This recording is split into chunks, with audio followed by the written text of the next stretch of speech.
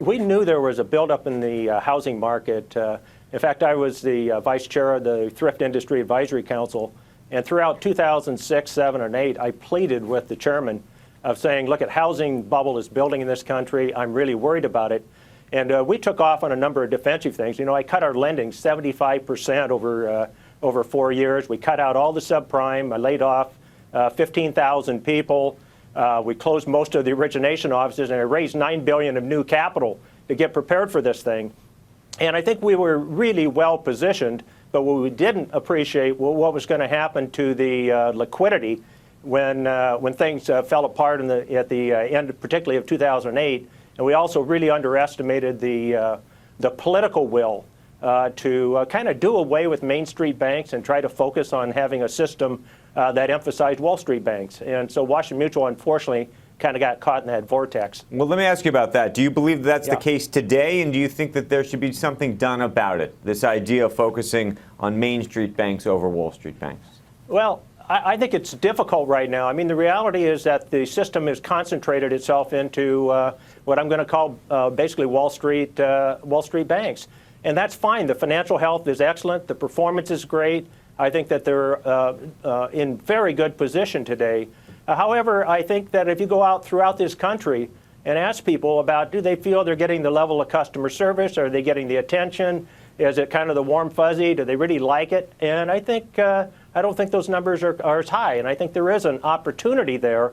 But I think from a regulatory standpoint, we've really set the stage that it's going to be dominated by the large integrated commercial and Wall Street kind of banks. Okay. To the extent you think you were able to see around corners before the crisis, what's around the next corner? Meaning, to the extent that there's another crisis coming, and at some point there will be invariably. I don't know what it is, but is there any place where you see a buildup of something that makes you anxious? Yeah, I am anxious a bit, Andrew. I spent a lot of time going throughout the world, seeing on behalf of some work I'm doing with our company, Crescent Capital, and investing and advising of companies. And everywhere you look at, we have had 10 years of hyper liquidity in the system, with led by our Federal Reserve Bank and then followed through by the other feds or other central banks around the world. We now have $250 trillion of debt out there, which is up significantly from what it was before the last financial crisis. And whenever you pump a system with that much liquidity for that long, it inevitably happens that you start to create some bubbles. And we hope all those bubbles will be unwound. But, if you go through them, you look at a couple of examples. Student debt, it's up to $1.5 trillion and growing. And the economics simply don't make sense without a lot of federal subsidy. And who knows how much subsidy they're going to continue in that business.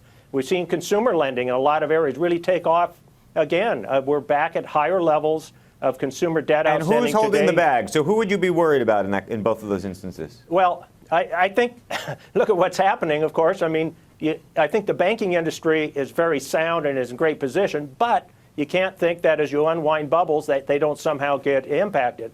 But I'm also very concerned, I guess, about the role that pension plans and private equity and all the other direct folks that are not regulated are doing, and that's where increasing amounts of funding are coming from.